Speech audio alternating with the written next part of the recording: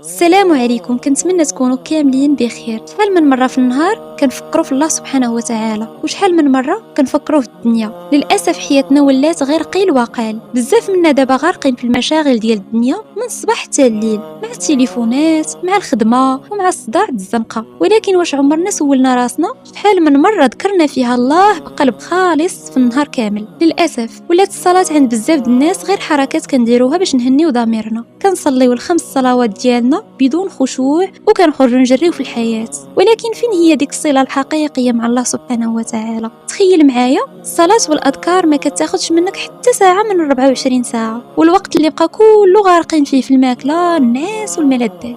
إيوا كيفاش بغيتي هذا القلب يكون صالح؟ وكيفاش بغيتي تحس بالخشوع وانت ملي كتفيق وانت في اللغو والهضرة الزايدة؟ الله سبحانه وتعالى ملي هضر على الفلاح في القرآن ربطه مباشرة بالخشوع. ولكن باش تحقق هذا الخشوع خاصك تسد الباب على اللغو.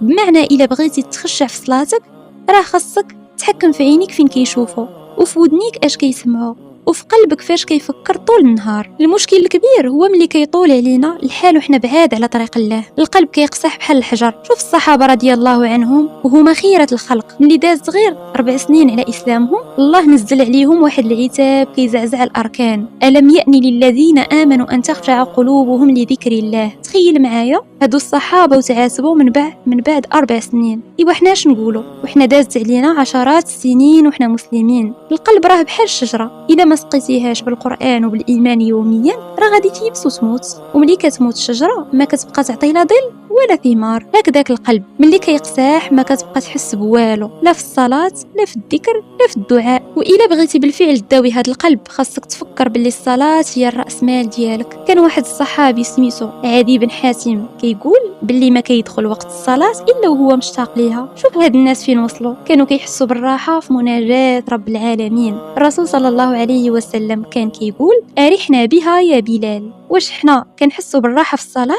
ولا كنحسوا بالصلاه ثقيله علينا وبغينا غير نساليوها؟ الرسول صلى الله عليه وسلم قال لنا بلي الصلاه نور كيضوي لك طريق قلبك، واول حاجه غادي تحاسب عليها يوم القيامه هي الصلاه. الا صلحات اعمالك غتكون صالحه، الا فسدات راه كلشي مشى في الخاوي. ومن اعظم الحوايج اللي كترد الحياه للقلب هي قيام الليل. هاد الركعات اللي كديرهم في الليل في الخفاء تما فين كينقص الرياء وكيتزاد الاخلاص. السلف كانوا كيستحيوا من الله الى طولوا النعاس في الليل، حيت كيعرفوا باللي الله سبحانه وتعالى كينزل للسماء الدنيا الثلث الاخير من الليل وكيقول: هل من داع فاستجيب له. تخيل معايا لو كان شي ملك او مسؤول كبير غادي يزورك مع 3 د الليل، واش غادي تنعس؟ اكيد لا، غادي تهيئ وتوجد راسك. ايوا كيفاش لو كان مع رب العالمين؟ هذا دليل على ان القلب فيه مرض وخاصنا نداويوه، والدواء ماشي غير في العباده بل حتى في المعامله مع الناس. القلب السليم هو اللي ما فيه حسد، ما فيه غل وما فيه كبر. عقلوا على القصه الرجل اللي قال عليه الرسول صلى الله عليه وسلم انه من اهل الجنه، وملي بحثوا في العمل ديالو لقاوه ما كيدير شي حاجه خارقه، ولكن كان كيقول: انا ملي كنبغي ننعس ما كيكون في قلبي حتى شي غل ولا حسد على حتى شي مسلم. هذه هي اللي وصلاته للجنه، وهذه هي القوه الحقيقيه. احذر من الذنوب، راه بحال النقط السوداء، كل معصيه كتزيد نقطه في قلبك حتى كيتغلف بواحد الغشاء سميتو الران. وملي كيتغلف القلب ما كتبقى تحس لا بحلاوه القران ولا بلذة الصلاه.